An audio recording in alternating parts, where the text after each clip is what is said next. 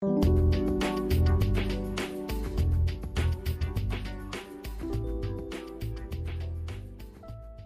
all that fun comes from a California shop known as Automotive Legends, the home of fiber steel. They continue the legacy of this sports car, a ride Porsche stopped turning out over 50 years ago. The operation here is a testament to the passion of two Spyder enthusiasts.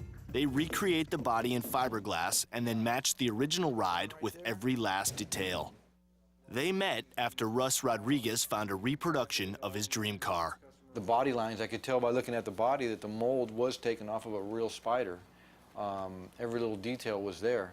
And I said, I got to have this car. So I purchased the car, and together with the car came some literature and the original invoice.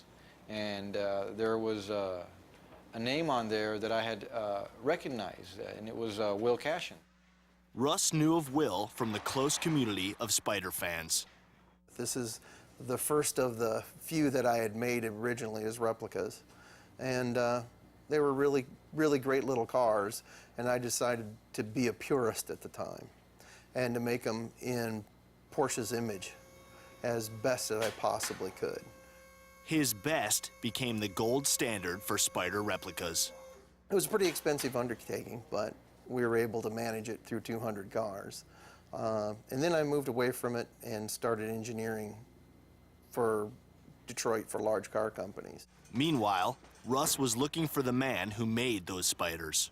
Little by little, I started gathering more information. I found more, and I found some newsprint that showed a picture of Will in the car. I thought, wow, this is really the guy. A little more hair, but a little younger, but that's him, that's Will.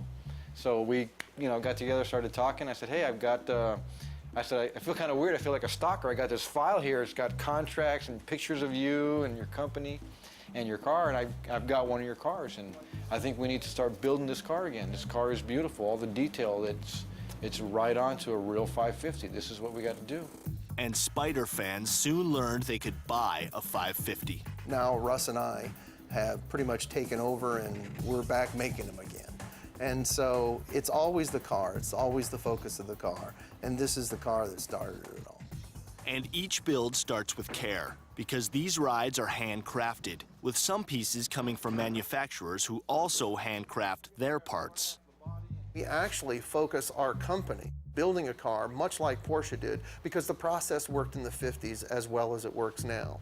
We actually have the bodies manufactured and coach built. And while that body might come together elsewhere, many of the parts are created here. We basically manufacture all the parts and accessories from fiberglass to full interiors, leather, vinyl. We do aluminum interiors. We make mirrors, helmet fairings. We also do all the final assembly here, where we're putting all the components together and doing customization as the customers require them, down to lowering the jack, starting the motor up, and driving them out the door.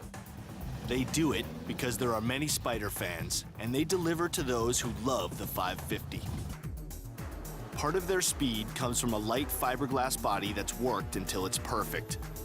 One of our areas of expertise is getting these cars to be as tight and as straight as possible. Tight and straight are important, but so is overall perfection when it comes to a ride of this quality. It's work that takes time. Now, originally they used to have just a strip of leather on here on the original 550s. They were just riveted on there. We did a couple cars like that, and it looked really cool, really original. But man, every time you hit a bump and you get a little bit of lift on the rear, the sound would just come right through. So for practicality reasons, we go with this neoprene foam that's just, it's not exactly correct for a 550, but man, it just makes it really hum nice. Purists might balk at neoprene foam replacing leather, but that's not the only element being modernized. And since Russ isn't restoring an original, he makes no apologies. If it is an original, one of 90 ever produced, then the right way would be to put it to original specs. But we're talking about new cars that are being created now to follow that line and that design. So why not do it the way you like? That's my opinion. Like I said, it's never going to be an original car because it's like a Picasso. It's got to be signed by the artist. It's got to have a serial number that matches the original production one. These don't offer that, but they offer everything else for about, $700,000 cheaper. Today, any hope of owning a 550 comes by way of a replica from Will and Russ. Russ will never stop making speedsters. It's a passion he remembers acquiring. When I was a young kid, I went to a car show and I saw my first speedster, and I saw that little windshield and little side windows, and the top was up, and I thought, man, it looked like a little chop top, and I thought it was the coolest thing ever. I read a lot of books about Porsche when I was young, and there was a little bit of cars in the movie, James Dean and all that. I heard about it.